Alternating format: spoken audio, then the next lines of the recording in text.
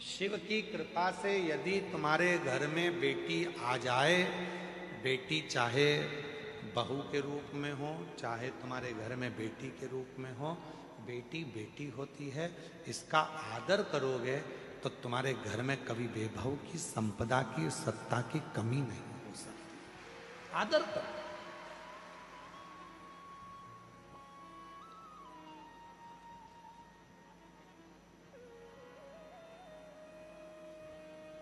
पर दक्ष प्रजापति आदर नहीं कर पाए, इसलिए उनका शीश भी कटा।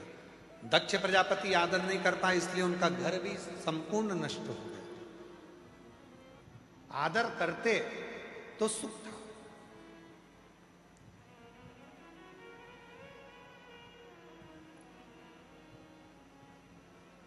बेटी, अन्न और पानी। थोड़ा ध्यान दीजिएगा, क्या क्या चीज है, जम के बोलो। पहले नंबर पर बेटी, दूसरे नंबर पर अन्न जिसको हम पाते हैं, तीसरे नंबर पर पानी जिसको हम पीते हैं। इन तीन का आदर हमेशा होना चाहिए। आजकल बड़ी बड़ी पार्टियों में पानी की बोतल रख दी जाती है, लोग पानी पीते हैं, आधी बोतल पानी पिया और फेंक दिया। आधी बोतल पानी पिया और फेंका।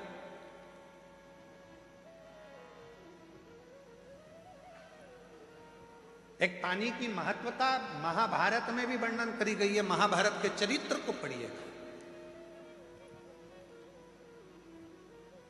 अभिमन्यु के प्राण छूट रहे हैं और अभिमन्यु पानी की बूंद के लिए तरस रहा है। सामने कर्ण का, राजा कर्ण का रथ खड़ा हुआ और अभिमन्यु कह रहे हैं कितना भी दुश्मन हो पर पानी तो पिला दो, प्यास लग रही है। चक्रव्यूह में घेर लिया गया था अभिमन्यु को, मर रहे थे, अभिमन्यु के प्राण छूट रहे थे और वो पानी के लिए तरस रहे थे, जल के लिए तरस रहे। और मांग भी रहे तो किससे? कहा दुनिया का सबसे बड़ा दानी, दुनिया का सबसे बड़ा दानदाता यदि कोई था तो वो राजा कर्ण थे। मांग भी रहे हैं तो किससे? राजा कर्ण से। जल दे दो, जल, पानी पीना है। अभिमन्यु कह रहा है प्राण छूट रहे हैं, मुझे पानी दे दो। पास में जल की छाजल रखी थी। छाजल जानते हो आप लोग? जम के तो बोलो, छाजल जानते हो? एक मोटा सा, ना जाने ऐसा कोई कपड़ा आता है और कपड़ा इधर से सिला रहता है, इधर से सिला रहता है, चारों तरफ से उसमें इधर से सिलकर एक मुंह बना रहता है, उसमें पानी भर दिया जाता है और मुंह को बांधकर गाड़ियों में उसको टांग देते हैं तो पानी ठंडा होता रहता है, उसको पीते हैं। रथ में, कर्ण के रथ में पानी की छाजल टंगी हुई थी और राजा कर्ण से पानी मांगा जा रहा था। अभिमन्यु कह रहे मुझे जल दे दो और राजा कर्ण ने पानी का अपमान कर कर उस पानी की छाजल को उसके पास में पटक दिया, पर वो पानी अभिमन्यु को पीने को नहीं दिया, पीने को नहीं।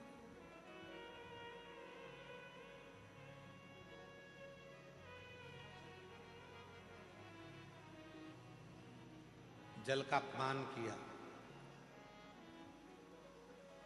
हमारा निवेदन है, शादियां करो आप, मना नहीं है, शादियों में पानी भी रखो, मना नहीं है, पर वो पानी की जो बोतल है उस पानी पर एक लाइन बोतल में लिख देना चाहिए कि मैं जल हूं, आने वाले समय का कल हूं, मेरा सदुपयोग करो। बोतल में पानी बच जाए तो जेब में रख लो, बाद में पीना।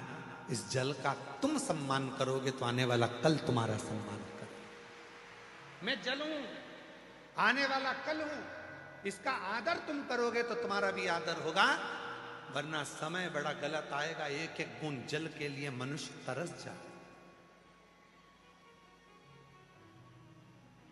एक एक बूंद जल के लिए मनुष्य तरस जाए। जी जियो।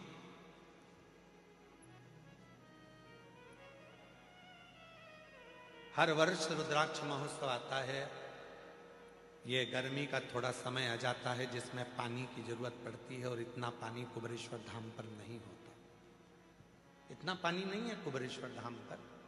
वो तो कोई कोई ना जाने भोले बाबा किसको भेज देते हैं और पानी की व्यवस्था करवा देते हैं।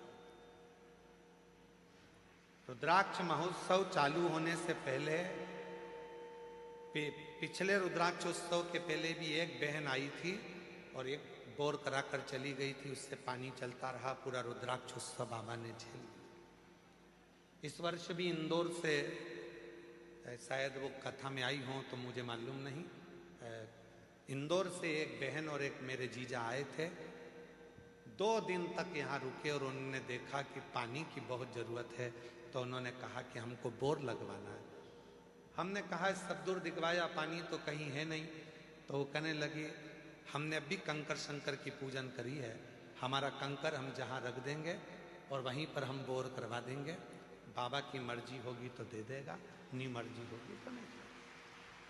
और अगर वो आए हों इस कथा में तो खड़े हो सकते हैं। इंदौर के थे और उन्होंने पीछे जाकर एक बोर करवाया और बाबा की कृपा से उसमें पानी आया, जो बाबा की कृपा से आज आप सब लोग पी रहे हो। ये शिव की कृपा है, शिव की कृपा। छोटी छोटी पानी की बोतल रहती है, शादी में मिल जाती है।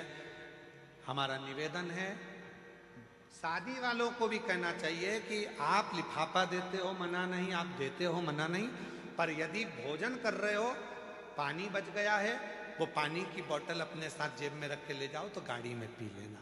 पर पानी का सम्मान, जल का सम्मान, जल है तो कल है।